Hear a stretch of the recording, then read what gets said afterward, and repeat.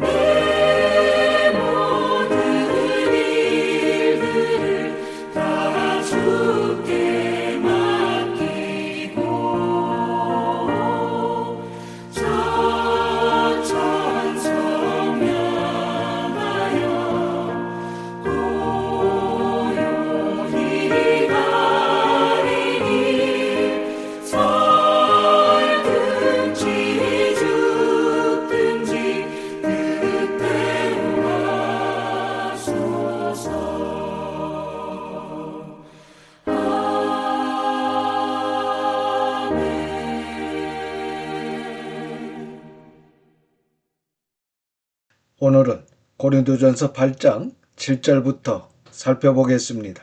고린도전서 8장은 우상에게 바쳐진 제물을 먹을 수 있느냐, 먹을 수 없느냐에 대한 권면의 말씀으로 신은 오직 성삼위 하나님밖에 없으시기 때문에 존재하지도 않는 우상에게 바쳐진 고기를 먹는 것은 전혀 문제가 되지 않는다 라고 이야기하고 있습니다. 그러나 7절 이하의 말씀은 믿음이 약한 성도들이 이 문제로 인해 시험에 들 수 있으므로 그들 배려해야 한다고 말씀하고 있습니다. 이제 이 말씀을 함께 살펴보도록 하겠습니다. 7절입니다. 그러나 이 지식은 모든 사람에게 있는 것은 아니므로 어떤 이들은 지금까지 우상에 대한 습관이 있어 우상의 제물로 알고 먹는 거로 그들의 양심이 약하여지고 더러워지느니라. 본문에서 말하는 이 지식은 앞에서 언급한 것처럼 우상이나 거짓 신들은 실제로 존재하지 않으며 성삼위 하나님만이 참 하나님이라는 올바른 깨달음을 의미합니다. 이러한 신앙적 지식은 신앙이 깊고 성숙한 성도들에게는 확고하게 자리 잡고 있지만 아직 믿음이 약한 성도들에게까지 확립되지 않아 이 문제로 인해 시험에 들 수 있다는 것입니다. 다시 말해 신앙이 성숙한 성도들은 우상에게 바쳤던 제물이라 하더라도 그것이 본질적으로 그냥 음식일 뿐임을 알기에 자유롭게 먹을 수 있습니다. 그러나 신앙이 어린 성도들은 이것은 우상에게 제사했던 고기가 아닌가 라는 생각에서 벗어나 혹은 자신이 죄를 짓는 것은 아닌지 양심에 찔릴 수 있습니다. 이런 상황에서 성숙한 성도들이 자유를 내세우며 우상 제물의 고기를 먹는 행동은 믿음이 약한 성도를 시험에 들게 하고 상처를 줄 수 있다는 것입니다. 8절과 9절입니다. 음식은 우리를 하나님 앞에 내세우지 못하나니 우리가 먹지 않는다고 해서 더 못 사는 것도 아니고 먹는다고 해서 더 잘 사는 것도 아니니라. 그런즉 너희의 자유가 믿음이 약한 자들에게 걸려 넘어지게 하는 것이 되지 않도록 조심하라. 이것이 우리 성도들에게 중요한 부분입니다. 이 말씀을 통해 고린도 교회 성도들에게 먹지 않는다고 해서 더 못 사는 것도 아니고 먹는다고 해서 더 잘 사는 것도 아니라고 하시며 음식 자체가 하나님 앞에서 우리의 신앙을 좌우하는 것이 아님을 분명히 밝히고 있습니다. 중요한 것은 우리의 자유가 믿음이 약한 자들에게 걸림돌이 되지 않도록 조심하라는 것입니다. 그래서 믿음이 장성한 자들은 믿음이 약한 자들의 입장을 고려해서 사랑으로 배려해야 함을 성도들에게 당부하고 있습니다. 특별히 9절 하반절에 걸려 넘어지게 하는 것이라는 표현은 헬라어 프로스콤마라는 말로 걸림돌, 길에 떨어져 있는 돌이라는 뜻을 지니며 장애물을 의미합니다. 이는 단순히 불편을 주는 것을 넘어 믿음이 약한 성도들의 양심에 상처를 주고 더 나아가 그들로 하여금 우상과 타협하여 죄를 짓게 만들 수 있음을 경고하는 말입니다. 따라서 믿음이 장성한 성도들에게 자신의 자유만을 주장하지 말고 믿음이 약한 자들의 입장을 고려하여 사랑으로 배려할 것을 당부합니다.